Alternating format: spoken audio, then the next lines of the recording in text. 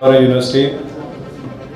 At the outset, I extend a very warm welcome to all the dear colleagues, journalists from the print and electronic media. This seems to be a homecoming for me when I am in Mohali because this is my native place and many of you are well familiar with each other. मैं तहे दिलों धन्नवादी हाँ आप सब इत्थे समा cut के आए हो। साड़ी एक रिक्वेस्ट को मद्देनज़र रखते हुए रियात बारा ग्रुप ऑफ इंस्टीट्यूशन बारे जो इत्थे जानकारी दी जाएगी या उसे जो इस वेले कार्य शुरू किए गए हैं उन्होंने बारे कुछ जानना पाया जाएगा। मैं रियात बारा ग्रुप इंस्टीट्यूशन के वाइस प्रेजिडेंट व young boy mister Gurinder Singh बारा और साढ़े होर भी जोड़े सीनियर ऑफिसर आए हैं including the Sanjeev Tejpal and director marketing होर भी जोड़े इतने साढ़े रियात बारा की फैमिली के मैंबर हैं। मैं उन्होंने भी धन्यवाद करना। सो सब तो पहला मैं कुछ जानकारी देना चाहना जिमें कि रजिस्ट्रार साहब ने दसिया आई ज्वाइन इन नवंबर 2020 पर रियात Bahra group of institution रियात Bahra group नाल मेरा तकरीबन 10 साल तो संबंध से रियात बारा ग्रुप ने अपनी अकैडमिक जर्नी इस प्रोफैशन विच 2000 तो शुरू की अज तकरीबन 21 साल हो गए हैं। सब तो पहला इंस्टीट्यूशन इन्होंने रेल माजरा रोपड़ विच शुरू किया और अपनी तकदीर के नाल और अपनी तस्वीर में बदलते हुए पंजाब के इस एरिए विच टैक्नीकल कॉलेज जो खोलने शुरू किए इनकी क्रेज़ बननी शुरू हो गई। एक लाइन लगती सी रियात बारा ग्रुप एडमिशन लैन लई टैक्नीकल इंस्टीट्यूट्स में इन्होंने माहिरता हासिल की। इस रोपड़ तो बढ़ते हुए रियात बारा ग्रुप ने हुशियारपुर कैंपस एक क्रिएट किया, बाहरा यूनिवर्सिटी शिमला क्रिएट की और उस तो अलावा हुणे जी मौजूदा यूनिवर्सिटी है ये पहले सारे डिफरेंट कॉलेज सन डिफरेंट इंस्टीट्यूशन सन। कोई पंजाब यूनिवर्सिटी नाल एफिलेटेड सी, कोई पंजाबी यूनिवर्सिटी नाल सी, कोई PTU नाल एफिलेटेड सी, डिफरेंट यूनिवर्सिटी नाल इन्हां दी एफिलेशन रही।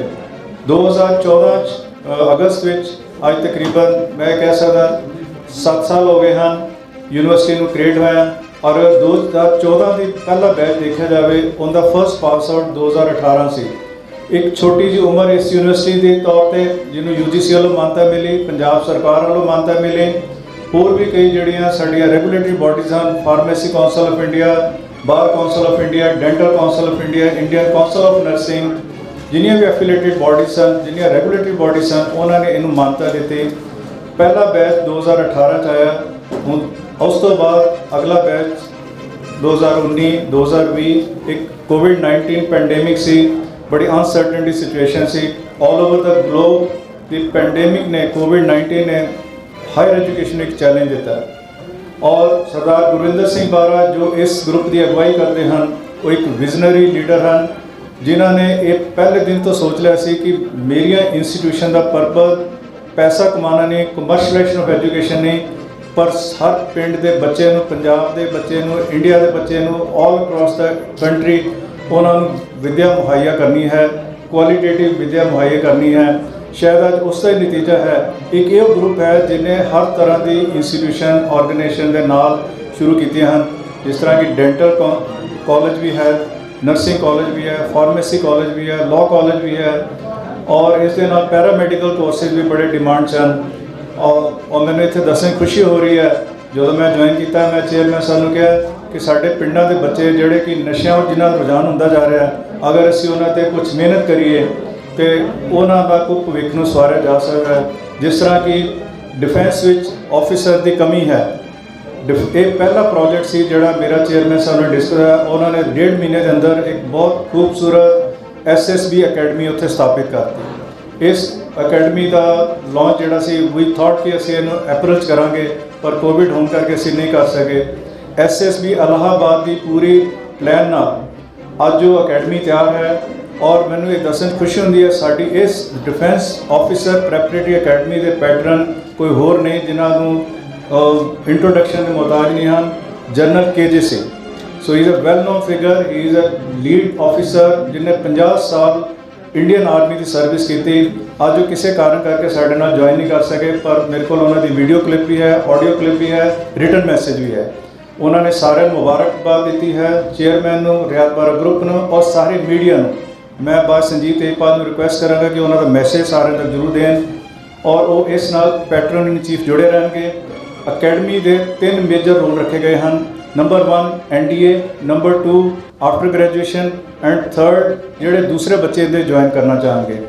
NDA ਦਾ ਮਤਲਬ ਜਿਹੜੇ ਸਾਡਾ ਰਿਆਤ ਬਾਰਾ ਸਕੂਲ ਕੈਂਪਸ ਦੇ ਅੰਦਰ ਚੱਲ ਰਿਹਾ ਜਾਂ ਹੋਰ ਸਕੂਲ ਦੇ ਬੱਚੇ, ਇੱਕ ਲੌਂਗ ਟਰਮ ਪਲਾਨ ਹੈ। ਉਹ ਬੱਚੇ NDA ਦੀ ਤਿਆਰੀ ਕਰਾਈ ਜਾਏਗੀ, ਉਹਨਾਂ ਨੂੰ ਆਫਿਸਰ ਲਾਈਕ ਕੁਆਲਿਟੀ ਜਨਰੇਟ ਕੀਤੀ ਜਾਏਗੀ, ਮੋਟੀਵੇਸ਼ਨਲ ਉਹਨਾਂ ਨੂੰ ਲੈਸਨ ਦਿੱਤੇ ਜਾਣਗੇ, ਇੱਕ ਲੀਡਰਸ਼ਿਪ ਉਹਨਾਂ 'ਚ ਪੈਦਾ ਕੀਤੀ ਜਾਏਗੀ, ਆਫਿਸਰ ਲਾਈਕ ਕੁਆਲਿਟੀਜ਼ ਉਹਨਾਂ ਨੂੰ ਉਹਨਾਂ ਦੇ ਸਕੂਲ ਤੋਂ ਹੀ ਸ਼ੁਰੂ ਕੀਤੀ ਜਾਏਗੀ ਤਾਂ ਕਿ ਉਹ ਇੱਕ ਅੱਛੇ ਆਫਿਸਰ ਬਣ ਸਕਣ। ਇਸ ਵੇਲੇ ਜ਼ਰੂਰਤ ਹੈ ਕਿ ਸਾਡੇ ਪੰਜਾਬ ਦੇ ਬੱਚੇ, ਪੰਜਾਬ ਦਾ ਯੂਥ ਜਿਹੜਾ ਹੈ ਉਹਦਾ ਪੋਟੈਂਸ਼ੀਅਲ ਨੂੰ ਟੈਪ ਕਰਨਾ ਔਰ ਉਹਦਾ ਇੱਕੋ ਹੀ ਸੋਰਸ ਸੀ ਕਿ ਸਕੂਲ ਲੈਵਲ ਤੋਂ ਹੀ ਬੱਚਿਆਂ ਨੂੰ ਗਰੂਮਿੰਗ ਕੀਤੀ ਜਾਵੇ। ਉਹ ਸਕੂਲ ਦੇ ਅੰਦਰ, ਉਸ ਬਿਲਡਿੰਗ ਦੇ ਅੰਦਰ ਉਹ ਚੀਜ਼ਾਂ ਮੁਹੱਈਆ ਕੀਤੀਆਂ ਜਾ ਸਕਣ ਤਾਂ ਕਿ ਉਹ ਬੱਚੇ ਇਮੀਡੀਏਟਲੀ ਆਪਣਾ NDA ਦੇ ਥਰੂ ਕਮਿਸ਼ਨ ਆਫਿਸਰ ਬਣ ਸਕਣ। ਦੂਸਰਾ ਸਾਡਾ ਸ਼ਾਰਟ ਟਰਮ ਪਲਾਨ ਹੈ ਜਿਹਦੇ ਵਿੱਚ ਬੱਚੇ ਗ੍ਰੈਜੂਏਟ ਤੋਂ ਬਾਅਦ, ਜਿਵੇਂ ਲਾਅ ਗ੍ਰੈਜੂਏਟ ਹਨ, ਇੰਜੀਨੀਅਰ ਗ੍ਰੈਜੂਏਟ ਹਨ, management graduate, they join the Indian Army as a technical officer, they join as a ground duty officer in the Indian force, they go in the Navy also। so ਉਹਦੇ ਲਈ ਵੀ ਅਸੀਂ ਇੱਕ special arrangement ਕੀਤਾ ਹੈ।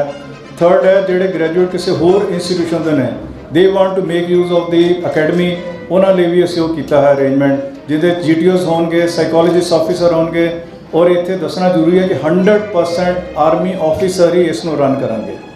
ਸਾਡੇ ਨਾਲ brigadier NS Madan ਜੁੜ ਚੁੱਕੇ ਹਨ, Colonel GS Chadda, he is also our panelist. Then we have the Major General NP Singh, overall Patron in Chief will be General KJ Singh। So ਇਹ ਸਾਡਾ ਇੱਕ ਫਰਸਟ ਐਂਡੇਵਰ ਹੈ। ਇਹੋ ਜਿਹੇ ਹਾਲਾਤਾਂ ਨੂੰ ਮੱਦੇ ਨਜ਼ਰ ਰੱਖਦੇ ਹੋਏ ਇੱਕ ਟੁਵਾਰਡਸ ਦੀ ਕੰਟਰੀ ਰਿਆਤ ਬਾਰਾ ਆਪਣੀ ਨੇਸ਼ਨ ਦੇ ਪ੍ਰਤੀ ਆਪਣੀ ਸੇਵਾਵਾਂ ਜ਼ਰੂਰ ਅਰਪਿਤ ਕਰੇਗੀ। ਸੋ ਦਿਸ ਇਜ਼ ਵਨ ਐਂਡੇਵਰ।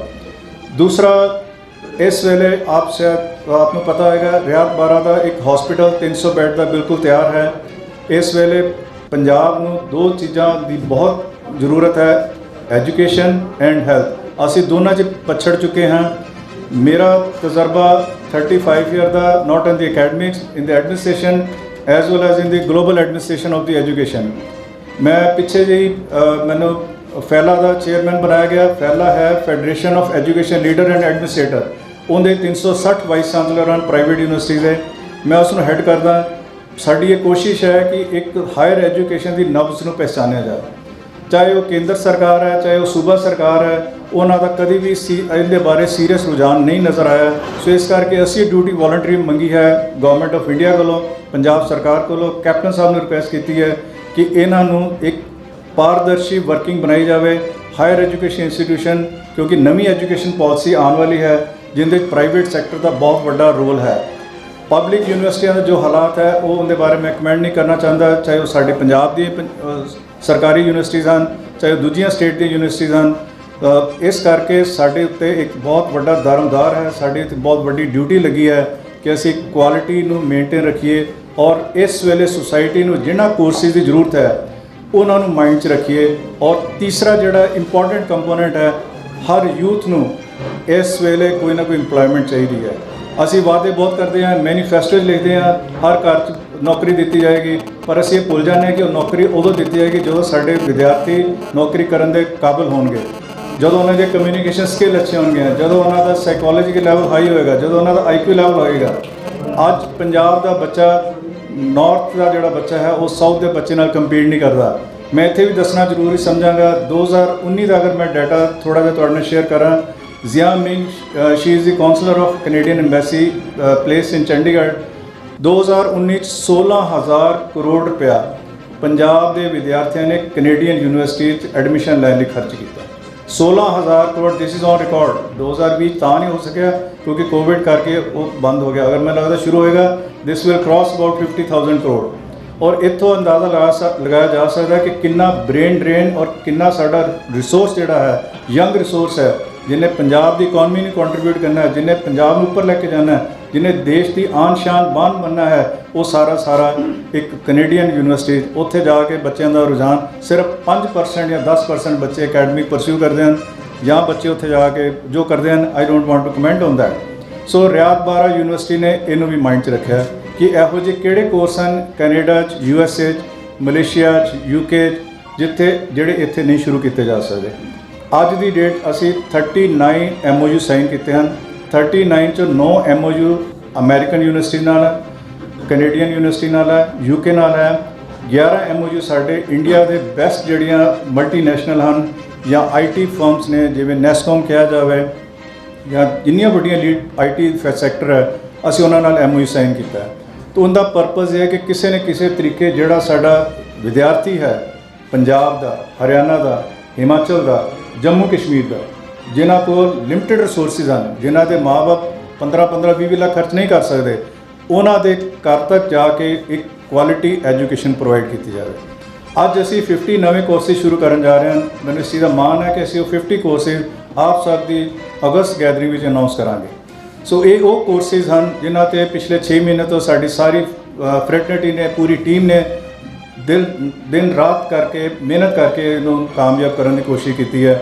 ਇਹ ਸਾਰੇ ਹੀ ਕੋਰਸਿਸ ਇੰਡਸਟਰੀ ਨਾਲ ਲਿੰਕ ਹਨ, ਸਕਿੱਲ ਨਾਲ ਲਿੰਕ ਹਨ, ਸਟਾਰਟਅਪ ਨਾਲ ਲਿੰਕ ਹਨ, ਕਿਉਂਕਿ ਪ੍ਰਧਾਨ ਮੰਤਰੀ ਨੇ ਵੀ ਨਾਰਾ ਦਿੱਤਾ ਹੈ ਆਤਮ ਨਿਰਭਰ, ਸੈਲਫ ਰਿਲਾਇੰਟ, ਸੈਲਫ ਇੰਡੀਪੈਂਡੈਂਟ। ਉਹ ਇਸ ਕਰਕੇ ਜਿੰਨੇ ਵੋਕੇਸ਼ਨਲ ਕੋਰਸਿਸ ਨੇ ਉਹ ਸਾਰੇ ਰਿਆਤ ਬਾਹਰਾ ਸ਼ੁਰੂ ਕੀਤੇ ਜਾ ਰਹੇ ਹਨ। ਇਸ ਤੋਂ ਇਲਾਵਾ ਕੁਝ ਉਹ ਕੋਰਸਿਸ ਹਨ ਜਿਹੜੇ ਪੰਜਾਬ ਨਾਲ ਹੀ ਲਿੰਕ ਹਨ। ਐਗਰੀਕਲਚਰ ਦਾ ਐਕਸਪਰਟ ਬਣਾਉਣਾ ਇੱਕ ਰਿਆਤ ਬਾਹਰਾ ਦੀ ਯੂਨੀਵਰਸਿਟੀ ਹੋਣੀ ਚਾਹੀਦੀ ਹੈ।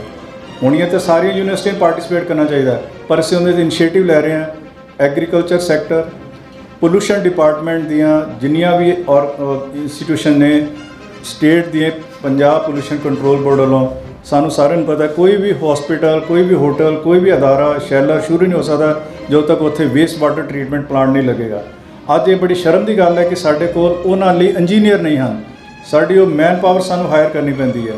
ਸਾਬਕਾ ਮੁੱਖ ਮੰਤਰੀ ਜੀ ਨਾਲ ਮੇਰੀ ਇੱਕ ਵਾਰੀ ਗੱਲਬਾਤ ਚੱਲ ਰਹੀ ਸੀ। ਮੈਂ ਕਿਹਾ ਜੀ ਆਪਾਂ ਐਡਾ ਵੱਡਾ ਪੰਜਾਬ ਸਟੇਟ ਲਈ ਬਣਾਤੇ, ਸਟੇਡੀਅਮ ਬਣਾਤੇ, ਬਿਰਧ ਆਸ਼ਰਮ ਬਣਾਤੇ, ਫੂਡ ਪ੍ਰੋਸੈਸਿੰਗ ਲਈ ਸਾਡੇ ਕੋਲ ਟੈਕਨੋਕ੍ਰੇਟਸ ਨਹੀਂ ਹਨ, ਰਿਫਾਈਨਰੀ ਲਈ ਸਾਡੇ ਕੋਲ ਬੋਇਲਰ ਨਹੀਂ ਹਨ, ਸਾਡੇ ਕੋਲ ਇੰਜੀਨੀਅਰ ਨਹੀਂ ਹਨ। We are getting the engineers and the technical staff from the other state, Odisha, Bihar, UP ਤੋਂ ਇੱਥੇ ਆ ਕੇ ਕੰਮ ਕਰ ਰਹੇ ਹਨ। ਇੱਕ ਤਾਂ ਅਸੀਂ ਪਹਿਲੇ ਹੀ ਗੁਲਾਮ ਹੋ ਗਏ ਉਹਨਾਂ ਦੇ ਜਦੋਂ ਅਸੀਂ ਖੇਤੀਬਾੜੀ 'ਚ ਉਹਨਾਂ ਇੰਟਰੋਡਿਊਸ ਕਰਤਾ। ਅੱਜ ਜਿਹੜੀ ਛੋਟੀ ਮੋਟੀ ਇੰਡਸਟਰੀ ਸਾਡੀ ਚੱਲ ਰਹੀ ਹੈ, ਜਿਹੜੀਆਂ ਆਰਗੇਨਾਈਜੇਸ਼ਨ ਚੱਲ ਰਹੀਆਂ ਹਨ, ਇੰਸਟੀਟਿਊਸ਼ਨ ਚੱਲ ਰਹੇ ਹਨ, ਸਮਾਲ ਸਕੇਲ 'ਤੇ, ਮਿਡਲ ਸੈਕਟਰ 'ਤੇ, ਉਹਨਾਂ ਦਾ ਵੀ ਕੰਟਰੋਲ ਅਸੀਂ ਉਹਨਾਂ ਦੇ ਹੱਥ 'ਚ ਦਿੱਤਾ ਹੈ, ਕਿਉਂਕਿ ਸਾਡੇ ਕੋਲ ਸਕਿੱਲ ਨਹੀਂ ਸੀ। ਸਾਨੂੰ ਸਕਿੱਲ ਉਧਾਰੀ ਲੈਣੀ ਪਈ, ਸਾਨੂੰ ਸਕਿੱਲ ਪੇਮੈਂਟ 'ਤੇ ਲੈਣੀ ਪੈ ਰਹੀ ਹੈ। ਸਾਡੇ ਵਿਦਿਆਰਥੀ ਬਾਹਰ ਸੜਕਾਂ 'ਤੇ ਘੁੰਮ ਰਹੇ ਹਨ, ਨਸ਼ਿਆਂ 'ਚ ਰੁਝਾਨ ਵੱਧਦਾ ਜਾ ਰਿਹਾ ਹੈ, ਪਰ ਅਸੀਂ ਉਹਨਾਂ ਨੂੰ ਸਕਿੱਲ ਨਹੀਂ ਦੇ ਸਕਦੇ, ਕਿਉਂਕਿ ਸਕਿੱਲ ਦੇਣਾ ਬੜਾ ਐਕਸਪੈਂਸਿਵ ਕੰਮ ਲੱਗਦਾ ਹੈ, ਉਹ ਬੱਚੇ ਅਫੋਰਡ ਨਹੀਂ ਕਰ ਸਕਦੇ ਸੀ। ਇਸ ਕਰਕੇ ਇਹਨਾਂ ਸਾਰੇ ਫੈਕਟਰਸ ਨੂੰ ਮਾਈਂਡ 'ਚ ਰੱਖਦੇ ਹੋਏ, ਇੱਕ ਗਲੋਬਲ ਕੰਪੀਟੀਸ਼ਨ ਮਾਈਂਡ ਰੱਖਦੇ ਹੋਏ, ਨੈਸ਼ਨਲ ਕੰਪੀਟੀਸ਼ਨ ਮਾਈਂਡ ਰੱਖਦੇ ਹੋਏ, ਇੱਕ ਅਕੈਡਮਿਕ ਚੈਲੰਜ ਨੂੰ ਐਕਸੈਪਟ ਕਰਦੇ ਹੋਏ ਮੈਂ ਇਸ ਨੂੰ ਲੀਡ ਕੀਤਾ ਹੈ। 50 ਕੋਰਸਿਸ ਤੋਂ 10 ਡਾਇਰੈਕਸ਼ਨ ਵਿੱਚ ਕੋਰਸ ਸ਼ੁਰੂ ਕੀਤੇ ਗਏ ਹਨ। ਉਹਨਾਂ 'ਚੋਂ ਨੰਬਰ 1 ਤੇ ਹੈ ਇੰਜੀਨੀਅਰਿੰਗ ਐਂਡ ਟੈਕਨੋਲੋਜੀ। ਸਾਡੇ ਕੋਲ ਇਸ ਵੇਲੇ ਜ਼ਰੂਰਤ ਹੈ ਸਟਰਕਚਰਲ ਇੰਜੀਨੀਅਰ ਦੀ। ਵੀ ਨੀਡ ਜਿਹੜੇ ਹਾਈਵੇਜ਼ ਬਣ ਰਹੇ ਹਨ, ਹਾਈਵੇਜ਼ ਦੀ ਮੇਨਟੇਨੈਂਸ, ਹਾਈਵੇ ਤਾਂ ਅਸੀਂ ਬਣਾ ਲਏ ਵਰਲਡ ਬੈਂਕ ਤੋਂ ਲੈ ਕੇ, ਪਰ ਉਹਨਾਂ ਦੀ maintenance, bridges, tunnels, over bridges, ਇਹਨਾਂ ਲਈ ਸਾਨੂੰ ਸਾਰੇ ਇੰਜੀਨੀਅਰ ਬਾਹਰੋਂ ਲਿਆਉਣੇ ਪੈ ਰਹੇ ਹਨ। ਸੋ ਅਸੀਂ ਇਸ ਸਾਲ ਤੋਂ MSc structural engineering, MSc highway and transportation engineering, ਇਸ ਤਰ੍ਹਾਂ MTech ਜੀਓ ਟੈਕਨੀਕਲ ਕੋਰਸ, ਕਈ ਤਰ੍ਹਾਂ ਦੇ ਕੋਰਸ ਜਿਹੜੇ ਹਨ, ਤਕਰੀਬਨ 12 ਕੋਰਸ ਇੰਜੀਨੀਅਰਿੰਗ ਦੇ ਪੋਸਟ ਗ੍ਰੈਜੂਏਟ ਲੈਵਲ ਤੇ ਸ਼ੁਰੂ ਕੀਤੇ ਜਾ ਰਹੇ ਹਨ। ਦੂਸਰਾ ਸਾਡਾ ਫੀਲਡ ਆਉਂਦਾ ਹੈ management and commerce and management, ਜਿਹਦੇ 'ਚ ਕਈ ਟ੍ਰੈਡੀਸ਼ਨਲ ਕੋਰਸ ਜਿਹੜੇ ਹਨ ਉਹ ਪਹਿਲੇ ਚੱਲ ਰਹੇ ਹਨ। BCom, BBA, BCA, ਇਹ ਆਲਰੇਡੀ ਸਾਰੇ ਹਰ ਯੂਨੀਵਰਸਿਟੀ, ਹਰ ਕਾਲਜ ਇਹਦੇ 'ਚ ਓਵਰ ਸਟਰੈਂਥ ਚੱਲ ਰਿਹਾ। ਬਟ ਅਸੀਂ ਇਸ ਤੋਂ ਡਿਫਰੈਂਟ ਹੋ ਕੇ ਚੱਲੇ ਹਾਂ। ਅਸੀਂ MBA ਸ਼ੁਰੂ ਕੀਤੀ ਹੈ, ਜੋ ਇਸ ਵੇਲੇ ਹਸਪੀਟਲਾਂ 'ਚ ਜੋ ਹਾਲ ਹੋਇਆ ਉਹਨਾਂ ਦੀ ਮਿਸਮੈਨੇਜਮੈਂਟ ਹੋਈ। MBA hospital management, MBA crisis management, MBA disaster management, ਇਹ ਨਵੇਂ ਕੋਰਸਿਸ ਦਾ ਅਸੀਂ ਮਾਈਂਡ 'ਚ ਰੱਖਿਆ। ਇਸ ਦੇ ਨਾਲ ਕਈ ਬੱਚੇ ਇੰਨਾ ਲੰਬਾ ਕੋਰਸ ਨਹੀਂ ਕਰਨਾ ਚਾਹੁੰਦੇ, ਸੋ ਉਹਨਾਂ ਲਈ ਸ਼ਾਰਟ ਟਰਮ ਕੋਰਸ ਵੀ ਸ਼ੁਰੂ ਕੀਤੇ ਗਏ ਹਨ। PG ਡਿਪਲੋਮਾ ਕੋਰਸਿਸ ਸ਼ੁਰੂ ਕੀਤੇ ਗਏ ਹਨ। ਬੱਚਾ ਕਿਤੋਂ ਵੀ ਗ੍ਰੈਜੂਏਟ ਹੋਏਗਾ ਉਹ post graduate diploma as per ਦੀ ਪ੍ਰੋਵੀਜ਼ਨਸ ਇਨ ਦੀ UGC, ਉਹ 1 ਸਾਲ ਦਾ diploma that will be specialization, logistic management, chain supply management and food technology, nursing management, ਇਹ ਸਾਰੇ ਦੇ ਸਾਰੇ ਇੰਟਰਡਿਸਪਲਿਨਰੀ ਕੋਰਸਿਸ 'ਤੇ ਅਸੀਂ ਤਰਜੀਹ ਦਿੱਤੀ ਹੈ, क्योंकि नवी एजुकेशन जिहड़ी पॉलिसी आ रही है उहदे च 2-3 फैक्टर ऐसे हैं जिहड़े स्टूडेंट दे सेंट्रिक हैं, स्टूडेंट दे केंद्रित हैं। जिस तरह की मल्टी एंट्री मल्टी एग्जिट, अगर बच्चा अज अफोर्ड कर सकता 1 साल ਲਈ वो कोर्स स्टार्ट करता है, किसी भी यूनिवर्सिटी स्टार्ट करता है, उस तो बाद उन्हें कोई इहो जी जॉब मिल जाती है जिहड़ा वो छड्डना नहीं चाहता, वो उत्थे जाके अपना किता ज्वाइन करे, प्रोफैशन ज्वाइन करे, नौकरी ज्वाइन करे।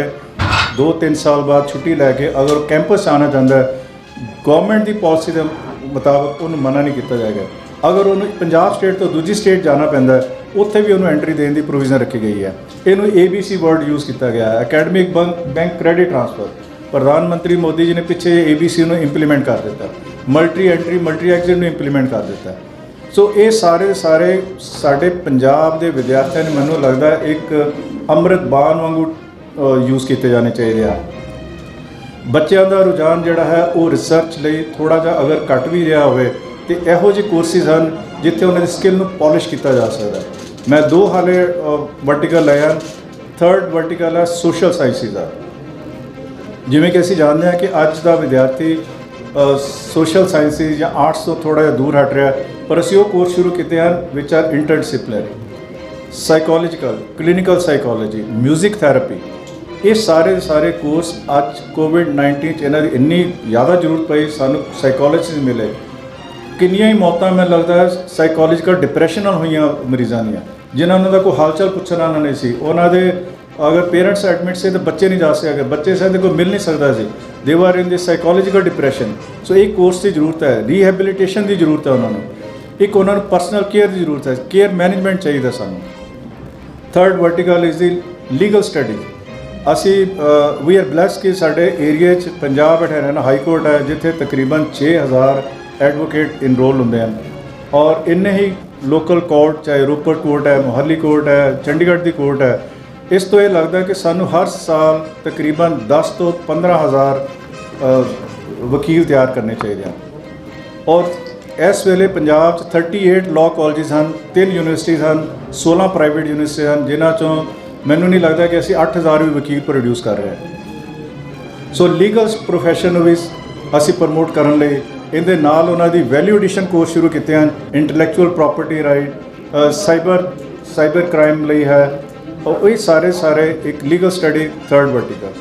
4th vertical is the hotel management and tourism industry. एक बहुत बड़ा अदारा है सारे वर्ल्ड का, और मैनूं ये दस्सण दी खुशी हुंदी है कि साडे होटल मैनेजमेंट के बच्चों ने इस साल कोविड के दौरान दुबई जाके इंटर्नशिप ज्वाइन की, और इस साल भी तकरीबन 13 बच्चे साडे रियात बारा ग्रुप इंस्टीट्यूशन दे they are going to Dubai, जिहड़ा उन्हां दा एग्जीबिशन लग रही है 23 अक्टूबर तो लैके 4 महीने चलती है, और जिंदे घट्टो घट्ट 40 लाख लोग पार्टिसिपेट करते हैं। उन्हां च भी साडे मार्केटिंग के बच्चे, MBA के बच्चे, होटल मैनेजमेंट के बच्चे, वो दे विल बी पार्टिसिपेटिंग। एक नवा वेंचर है टूरिज्म, चंडीगढ़ मोहाली का इंटरनेशनल एयरपोर्ट है। बड़ी एक छोटी गल है कि कार्गो मैनेजमेंट जो उत्थे समान आता उन्होंने मैनेज करने लिए साडे एयरपोर्ट के बच्चे जोड़े इंपलॉय ने वो दूजियां स्टेट तो आ रहे हैं। मैं जो गल की इत्थों के GM एयरपोर्ट नाल, आई वॉज सरप्राइज कि वो सिर्फ 1 साल का कोर्स है, वो कोई भी साढ़े नेड़े तेड़े नहीं कर रहे थे। So that is one of the very lead course which we are starting. Air traffic management, this is one, and second tourism industry, air tourism industry and hotel industry. Then 3rd avenue is the hospitality management. So Chandigarh की जी अगर अज देखी जाए सब तो वड्डी industry hotel industry. So hospital management एक साडा दूसरा वर्टिकल है जिंदे we are getting the expert. 4th जिहड़ा रेयरेस्ट ऑफ द रेयर असी शुरू किया that is the medical allied sciences, जिंदे फिजियोथैरेपी आंदा है, MLT आंदा है, डायलिसिस आंदा है, ऑपरेशन थिएटर टेक्नीशियन हैं, और ये सारे के सारे डिमांड्स कोर्सिज हैं। कोई कोर्स 1 साल का है, कोई 2 साल का है, कोई 3 साल का है, कोई 4 साल का है। इस तरह MPT, master of physiotherapy, master of public health MPH, ये सारे कोर्सेज। पुलिस एडमिनिस्ट्रेशन, मैंने जो DGP साहब ने दस्सिया कि पुलिस एडमिनिस्ट्रेशन की कोई अच्छी इंस्टीट्यूशन नहीं है, सो असी वो भी कोर्स स्टार्ट कर रहे हैं। वो साढ़े दूजियां स्टेट भी, जम्मू कश्मीर तो भी, हरियाणा तो भी। So we will be the lead university जिहड़ा master of police administration. Punjab university का बहुत टॉप का कोर्स है जिंदे बहुत अच्छे ऑफिसर जोड़े ने पार्टिसिपेट करते हैं, ਉਹਨਾਂ ਦੀ ਡਿਪਾਰਟਮੈਂਟਲ ਪ੍ਰਮੋਸ਼ਨ ਹੈ ਜਾਂ ਕੁਛ ਹੋਰ ਉਹਨਾਂ ਦੀਆਂ ਫੋਰਨ ਅਸਾਈਨਮੈਂਟ ਹੈ, that is based on the police administration. ਇਹ ਪਬਲਿਕ ਐਡਮਿਨਿਸਟ੍ਰੇਸ਼ਨ ਦੀ ਇੱਕ ਸਟੈਪ ਅੱਗੇ ਚੱਲਣ ਲੱਗ ਪਿਆ course, this is very much in demand. So ਇਸ ਦੇ ਨਾਲ ਸਾਡੇ ਕੋਲ ਨਰਸਿੰਗ ਕਾਲਜ ਜਿਹੜਾ ਵਿਚ is affiliated with Baba Farid university. ਮੈਨੂੰ ਇਹ ਦੱਸਣ ਬਹੁਤ ਖੁਸ਼ੀ ਹੋ ਰਹੀ ਹੈ ਕਿ ਹਾਲੇ ਐਡਮਿਸ਼ਨ ਸਟਾਰਟ ਨਹੀਂ ਹੋਈਆਂ, ਨਰਸਿੰਗ ਦੀ ਸਾਡੇ ਕੋਲ ਵੇਟਿੰਗ ਲਿਸਟ ਚੱਲ ਰਹੀ ਹੈ। ਕੱਲ ਮੈਂ ਜਦੋਂ ਪਤਾ ਕੀਤਾ ਮੈਂ ਇੱਕ ਐਡਮਿਸ਼ਨ ਕਰਾਉਣੀ ਹੈ, ਮਾਈ ਪ੍ਰਿੰਸੀਪਲ ਟੋਲਡ ਮੀ ਜੀ ਸਰ 40ਵਾਂ ਵੇਟਿੰਗ ਲਿਸਟ ਨੰਬਰ ਹੈ। ਮੈਂ ਕਿਹਾ ਹਾਲੇ ਤੇ ਰਿਜ਼ਲਟ ਹੁਣ ਆਇਆ। ਉਹ ਕਹਿੰਦੇ ਜੀ ਪਹਿਲੇ ਫੁੱਲ ਨੇ, ਉਹ ਆਲਰੇਡੀ ਡਿਮਾਂਡ 'ਚ ਨੇ। ਸੋ ਇੱਦਾਂ ਦੇ courses BSc nursing, MSc nursing, GNM ਬਹੁਤ ਅੱਛਾ ਵੈਲ ਪਲੇਸ ਸਟਰਕਚਰ ਹੈ ਸਾਡੇ ਕੋਲ, ਇਨਫਰਾਸਟਰਕਚਰ ਵੀ ਹੈ, ਹਿਊਮਨ ਰਿਸੋਰਸ ਵੀ ਹੈ। ਐਂਡ ਪਿਛਲੇ ਸਾਲ ਪੰਜਾਬ ਸਰਕਾਰ ਨੇ ਨਰਸਿੰਗ ਦੀਆਂ ਸੀਟਾਂ ਸਾਡੇ 40 ਤੋਂ 60, ਐਤਕੀ ਅਸੀਂ 60 ਤੋਂ 80 ਲਈ ਵੀ ਰਿਕੁਐਸਟ ਕੀਤੀ ਹੋਈ ਹੈ।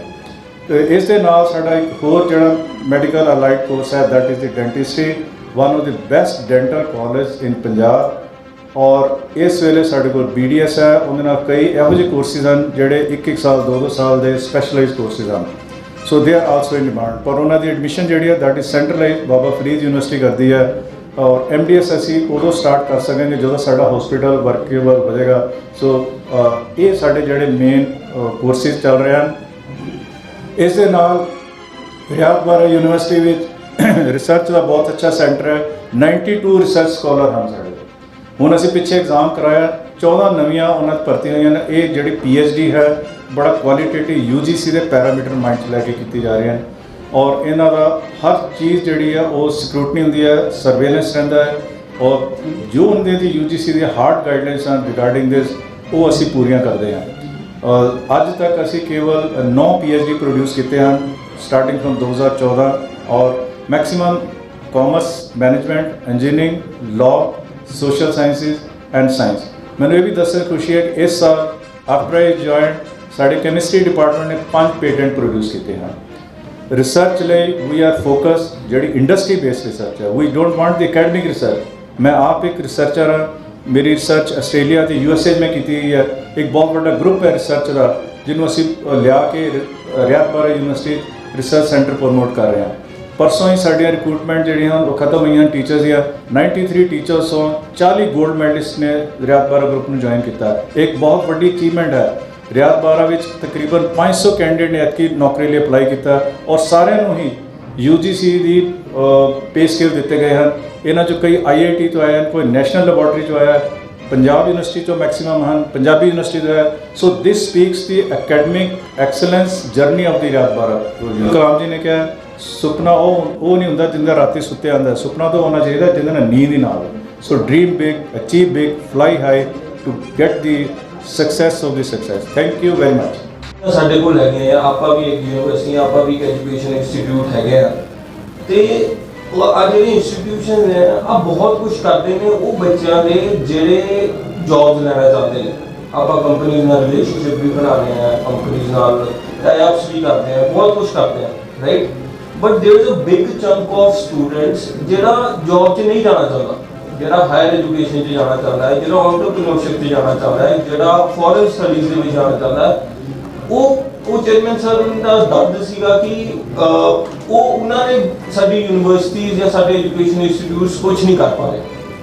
ਸੋ ਫਰਸਟ ਸਟੈਪ ਜਿਹੜਾ ਆਪਾਂ ਲਿੱਤਾ ਆ ਚੀਜ਼ ਨੂੰ ਰੈਕਟੀਫਾਈ ਕਰਨ ਤੋਂ ਬਾਅਦ ਵਾਸ ਕਿ ਆਪਾਂ ਪਲੇਸਮੈਂਟ ਸੈੱਲ ਦੀ ਜਗ੍ਹਾ ਇੱਕ ਕਰੀਅਰ ਸਰਵਿਸਿਜ਼ ਸੈੱਲ ਬਣਾਇਆ, ਜਿਹਦਾ ਮਕਸਦ ਕੀ ਸੀਗਾ ਕਿ ਨਾਟ ਓਨਲੀ ਕਿ ਆਪਾਂ ਬੱਚਿਆਂ ਨੂੰ ਪਲੇਸਮੈਂਟ ਦੇ ਵਿੱਚ ਹੈਲਪ ਕਰੀਏ, ਬਟ ਬੱਚਿਆਂ ਨੂੰ ਬਾਹਰ ਜਾਣ ਦੇ ਵੀ ਹੈਲਪ ਕਰੀਏ, ਫੋਰਨ ਸਟੱਡੀਜ਼, ਹਾਇਰ ਐਜੂਕੇਸ਼ਨ। ਜਿਵੇਂ ਮੈਂ ਗਿਆ ਸੀਗਾ, ਮੇਰਾ ਸੁਪਨਾ ਸੀਗਾ ਕਿ ਮੈਂ ਬਾਹਰ ਪੜ੍ਹੂੰਗਾ। ਐਂਟਰਪ੍ਰੀਨਿਓਰਸ਼ਿਪ, ਆਪਣੇ ਖੁਦ ਦੇ ਬਿਜ਼ਨਸ ਕਰਨ ਦਾ ਵੀ ਜਿਨ੍ਹਾਂ ਦਾ ਮਨ ਹੈ ਤਾਂ ਉਹਦੇ ਵਿੱਚ ਆਪਾਂ ਇੱਕ ਐਂਟਰਪ੍ਰੀਨਿਓਰਸ਼ਿਪ ਸੈੱਲ ਬਣਾਇਆ, ਇੱਕ ਡਿਪਾਰਟਮੈਂਟ ਆਫ ਇੰਟਰਨੈਸ਼ਨਲ ਰਿਲੇਸ਼ਨਸ ਬਣਾਇਆ, ਇੱਕ ਡਿਪਾਰਟਮੈਂਟ ਆਫ ਇੰਡਸਟਰੀ ਰਿਲੇਸ਼ਨ ਬਣਾਇਆ, ਇੱਕ ਡਿਪਾਰਟਮੈਂਟ ਆਫ ਹਾਇਰ ਐਜੂਕੇਸ਼ਨ ਬਣਾਇਆ ਕਿ ਜਿਹੜਾ ਬੱਚਾ ਕੋਈ ਵੀ ਕਰੀਅਰ ਦੇ ਵਿੱਚ ਜਾਣਾ ਚਾਹੁੰਦਾ ਆਪਣੀ ਲਾਈਫ ਦੇ ਵਿੱਚ, ਉਹਨੂੰ ਆਪਾਂ as a group, as an institution support ਕਰੀਏ।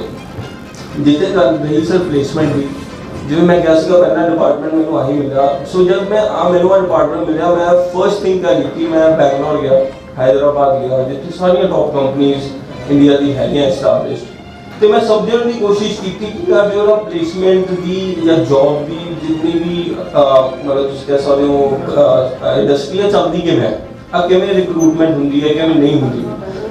ਸਰ ਇਹਦੇ ਵਿੱਚ ਮੈਂ ਤੁਹਾਨੂੰ ਕਹਿਣਾ ਚਾਹੂੰਗਾ, ਜੋ ਮੈਂ ਅੰਦਰੋਂ पता मैं अपनी रिसर्च की, मैं लोगों को मिलिया, मैं इंडस्ट्री के लोगों को मिलिया, मैं ट्रेनिंग कंपनीज को मिलिया, इंडिया के विच जॉब्स की कमी नहीं है। इंडिया के विच सर मैं तुहानू दसां, last year Byju's was hiring for 30,000 intake. इस साल विप्रो 30,000 स्टूडेंट्स इनटेक करना चाह रही है, इन्फोसिस 30,000 बच्चा इनटेक करना चाह रही है। जॉबां की कमी नहीं है। सो गल आती है कि फिर बच्चों को प्लेसमेंट क्यों नहीं मिल रही एक वधिया लेवल से। सो उसका रीजन की है कि ਜਿਹੜੀ ਸਾਡੀ ਅਕੈਡਮਿਕ ਇੰਸਟੀਟਿਊਸ਼ਨਸ ਹਜੇ ਤੱਕ ਚੱਲੇ ਨੇ, ਰਾਈਟ, ਉਹ ਸਕਿਲਡ ਨਹੀਂ ਕਰ ਪਾ ਰਹੇ ਆਪਣੇ ਸਟੂਡੈਂਟ ਨੂੰ। ਕੰਪਨੀਆਂ ਤਾਂ ਲੈਣ ਨੂੰ ਤਿਆਰ ਬੈਠੀਆਂ, ਕੰਪਨੀਆਂ ਕਹਿੰਦੀਆਂ ਤੁਸੀਂ ਸਾਨੂੰ ਸਕਿਲਡ ਬੱਚਾ ਦਿਓ, ਆਪਾਂ ਉਸੇ ਟਾਈਮ ਆ ਕੇ ਲੈ ਕੇ ਜਾਈਏ, ਕਿਉਂਕਿ ਉਹਨਾਂ ਦੀ ਆਪਣੀ ਰਿਕੁਆਇਰਮੈਂਟ ਹੈ। ਇਦਾਂ ਨਹੀਂ ਕਿ ਇੰਸਟੀਟਿਊਸ਼ਨ ਦੀ ਰਿਕੁਆਇਰਮੈਂਟ ਹੈ, ਜਿਵੇਂ ਕੰਪਨੀਆਂ ਨੇ ਚੱਲਣਾ ਉਹਨਾਂ ਦੀ ਆਪਣੀ ਰਿਕੁਆਇਰਮੈਂਟ ਹੈ, ਰਾਈਟ। ਸੋ ਇਦਾਂ ਦੀ ਗੱਲ ਨਹੀਂ ਹੈਗੀ ਕਿ ਜੌਬ ਦੀ ਨਹੀਂ ਹੈਗੀ, ਬਸ ਹੁਣ ਜਿਵੇਂ ਸਾਨੂੰ ਪਤਾ ਲੱਗਿਆ ਕਿ ਇੱਕ ਸਕਿੱਲ ਦੀ ਘਾਟ ਹੈ, ਰਾਈਟ। ਹੁਣ ਆਪਾਂ ਕਾਫੀ ਨਾ ਨਵੇਂ 50+ ਪ੍ਰੋਗਰਾਮਸ ਲਾਂਚ ਕੀਤੇ ਹੈ ਤਾਂ ਕਿ ਜੋ ਇੰਡਸਟਰੀ ਹੈ ਉਹਦੇ ਨਾਲ ਆਪਾਂ ਇੱਕ ਗੈਪ ਫਿਲ ਕਰੀਏ। ਨਹੀਂ ਤਾਂ ਕੀ ਹੁੰਦਾ ਕਿ ਇੰਡਸਟਰੀ ਕਹੀ ਜਾਂਦੀ ਹੈ ਕਿ ਇੰਸਟੀਟਿਊਸ਼ਨ ਨਹੀਂ ਵਧੀਆ ਸਟੂਡੈਂਟ ਸਪਲਾਈ ਕਰਦਾ, ਇੰਸਟੀਟਿਊਸ਼ਨ ਕਹਿੰਦਾ ਕਿ ਸਕੂਲਾਂ ਤੋਂ ਵਧੀਆ ਸਟੂਡੈਂਟ ਨਹੀਂ ਆਉਂਦਾ, ਹਾਂ ਨਾ, ਇੱਕ ਦੂਜੇ ਦੇ ਬਲੇਮ ਗੇਮ ਚੱਲਦੀ ਰਹਿੰਦੀ ਹੈ। ਸੋ ਆਪਾਂ ਇਸ ਵਾਰ ਕਿਆ ਟਰਾਈ ਕੀਤਾ ਕਿ ਆਪਾਂ ਬਿਲਡ ਕਰੀਏ ਗੈਪ ਨੂੰ। ਆਪਾਂ ਨਵੇਂ ਸਕਿਲਡ ਕੋਰਸਿਸ ਲਾਂਚ ਕਰ ਰਹੇ ਹਾਂ, ਨਵੀਂ ਤਰੀਕੇ ਦੀ ਟ੍ਰੇਨਿੰਗਾਂ ਲਾਂਚ ਕਰ ਰਹੇ ਹਾਂ ਜਿਹਦੇ ਵਿੱਚ ਬੱਚਾ ਤਿਆਰ ਹੋਵੇ। ਸੋ ਜੇ ਬੱਚਾ ਤਿਆਰ ਹੈ, ਸਾਡੀ ਐਜ਼ ਅ ਰਾਈਟ ਬਾਰੇ ਦੀ ਵੀ ਨਹੀਂ ਲੋੜ ਹੋਣੀ।